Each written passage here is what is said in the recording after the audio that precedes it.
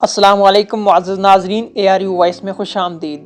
قسط نمبر 165 کے ٹریلر اور ایپیسوڈ کے حوالے سے میں آج بہت اہم معلومات لے کر آیا ہوں۔ قسط نمبر 165 کا ٹریلر ریلیز ہو چکا، جس میں صرف نئے شامل ہونے والے کرداروں کو دکھایا گیا۔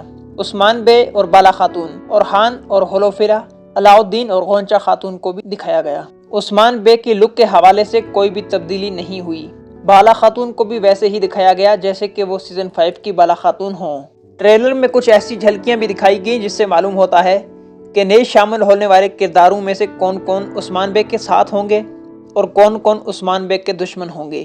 ان میں سے ایک کردار کو دکھایا گیا جس کے تاثرات اور ایک مسلمان خاتون سے بات چیت کرنے کا انداز سے معلوم ہوتا ہے کہ یہ ایک مسلمان سردار یا سپاہی ہوگا۔ ناظرین، ایک نئے سردار کی انٹری بھی دکھائی گئی جسے عثمان بے کے مقابل دکھایا جائے گا۔ اس سردار کا ایک بیٹا بھی دکھایا گیا۔ ایک اور کردار کو دکھایا گیا جو کہ عثمان بے کا سپاہی ہوگا۔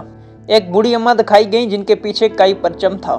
اس سے معلوم ہوتا ہے کہ یہ کوئی معزز کائی خاتون ہوں گی۔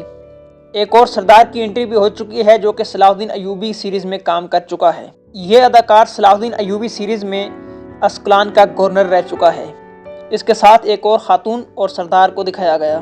ناظرین، ہم سب کے فیورٹ ایکٹر جرکوتائی کی ہلکی سی جھلک بھی دکھائی گئی جو کہ عثمان بے اور بوران کے ساتھ کسی پہاڑ پر چڑھ رہے ہوتے ہیں۔ ٹریلر کے آخر میں بالا خاتون، گونچہ خاتون، فاطمہ خاتون اور دیگر خواتین کو پریشان ہوتے ہوئے دیکھا گیا۔ بالا خاتون ایک قبرنما مٹی کے ٹیلے کو کھود رہی ہیں، جس سے پتہ چلتا ہے کہ قسط نمبر 165 میں ایک بڑی جنگ ہونے والی ہے۔ عثمان بے اپنے سرداروں اور سپاہیوں کے ساتھ موجود ہیں اور مختلف جھنڈے دکھائی دیے، مطلب کہ ایک بڑی جنگ کی تیاری ہو رہی ہے کیونکہ کئی سپاہی منجنیقے بھی بنا رہے ہیں۔